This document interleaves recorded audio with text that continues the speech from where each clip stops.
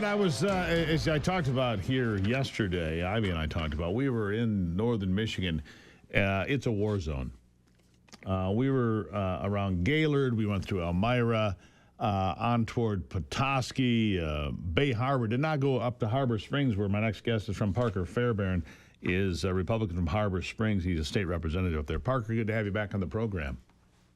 Hey, thanks for having me, Steve. It's rough up there. I mean, you look, it's a remarkable amount of damage. We were coming by the Gaylord Country Club, I guess, and I look across the golf course. Every tree, it looks like, is snapped in half. I mean, the amount of damage, and there are still people without power. The power crews are still working. I mean, there were stretches of road that we were on that it was clear that every power pole had been snapped because they were laying on the ground in 2 or 3 pieces, and there were brand new power poles there. I mean, if you haven't seen it, it's pretty remarkable, isn't it? Oh, absolutely. And I mean, you talk with the power companies that are doing the repairs. They've got well over 1,000 linemen still working, and it's been, 16 days now since the start of this. I mean, unprecedented. I think in an average year, they're replacing somewhere around 800 poles, I heard, that Great Lakes Energy does, and they've already replaced 2,500. So this is unprecedented. We're, 4 months into the year. They're busy working, but we've never seen anything like this, and it really is a once in a generation. We haven't seen it actually in probably 4 generations, back to 1922. Yeah, exactly right. Worst ice storm in more than a century, Parker. All right, so how many people, do you have any idea? Last time I heard it was still about 10,000 people without power. I'm sure that's improved some, but at this point, it is slow going. It's a rough slog, isn't it? Yeah, so I mean, their process was get the most people online as fast as possible. And now, I mean, you're going into the rural parts of these counties where, there's a few people still offline, and they're going to repair those poles. So it is going to be a slow slog, but there is still a few thousand people. I know Sheboygan County, I still believe, has the most people without power, but we still have people in rural Emmett County without power. I know Otsego still has problems. So it's still ongoing, and we're needing all the help we can get. Yeah, so, I mean, there were places where we thought power might not be restored for 60 days, and I thought that's unbelievable, but here we are. And, I know it's really expensive, Parker, to put power underground, but, I mean, how many times do we need to go through this before we just say, you know what, let's get it off the power poles, let's put it underground, especially in highly susceptible areas. And for Gaylord, hit by a tornado, 2 years ago, hit by this ice storm again. I mean, this area just keeps getting punched, don't they?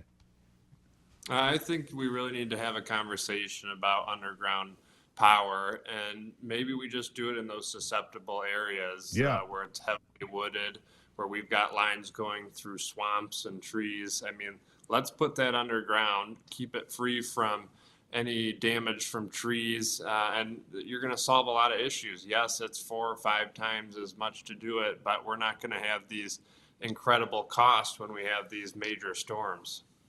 Yeah, and that's the point. The amount of, I don't know what the downtime or the money or the damage to the economy is, but it's pretty significant. I know that there's been some application for emergency declarations. I think it would probably be fitting, actually, because of this is thousands of square miles, literally, right? I mean, this is a huge area that has been damaged. I think it would be terrific if Donald Trump came and gave it a glance. I don't know that he will, but I think that he might want to consider it. What do you think? We've sent him the invitation. Congressman Bergman's been really great in communicating with the president on that. We had Speaker Matt Hall, who's done really good work advocating for this, and actually spoke with the president about it last week. So we've got some really good things happening to bring awareness to this. But when you look at it, Florida has all of these hurricanes, and they always get the federal help when this happens. We'd like to see that up here. This is hurricane level damage. We speak with the linemen who go to all of these storms, and they say this is essentially a Category 5 hurricane in northern Michigan in terms of damage. Yeah, look, we drove through there. I stopped. Ivy and I stopped, and we looked just because we were shocked at the extent and the reach. And this was both on Friday and again on Sunday. We had a chance to drive to that part of the state. And everybody told me it's worse to the east, it's worse to the northeast, it's worse in Sheboygan, as you just mentioned. Man, I just feel for the people that are up there. I mean, this is no easy thing. I mean, look, I'm looking at yards where there's not a tree intact, and they're not broken off at ground level. They're broken off, 10, 15, 20 feet in the air. It looks like a giant brush hog went through and shaved the top of the trees with a dull blade. That's what it looks like. It's dangerous.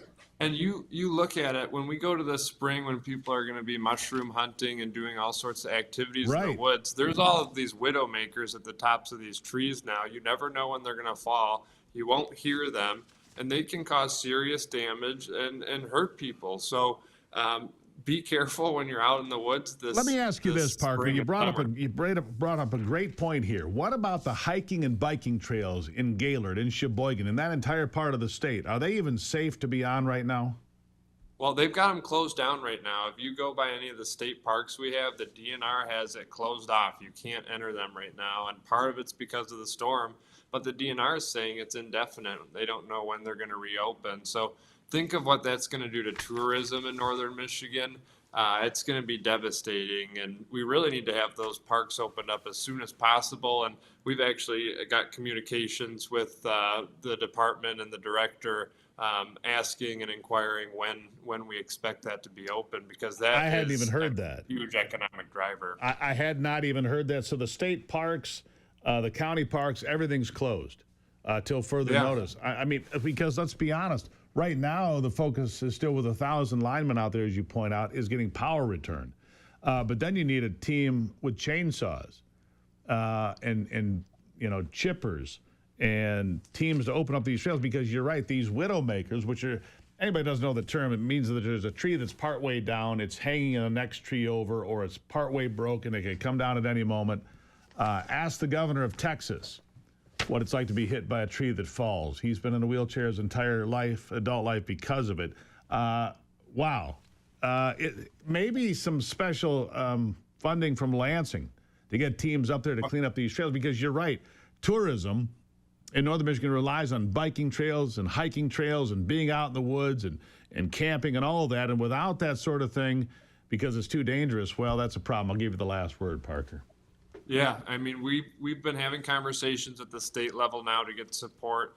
We've got commitments from the governor that she's going to be willing to help with this process. So I think we're going to see some good stuff happening for our area in terms of funding help. We've got road commissions and counties that are blowing through their budget, spending to debris cleanup and all sorts of stuff, and they just want to know that they'll be reimbursed if they can start cleaning up and start helping. But right now there's too many question marks. We don't know what the figures are in terms of cost, but it's going to be a big number.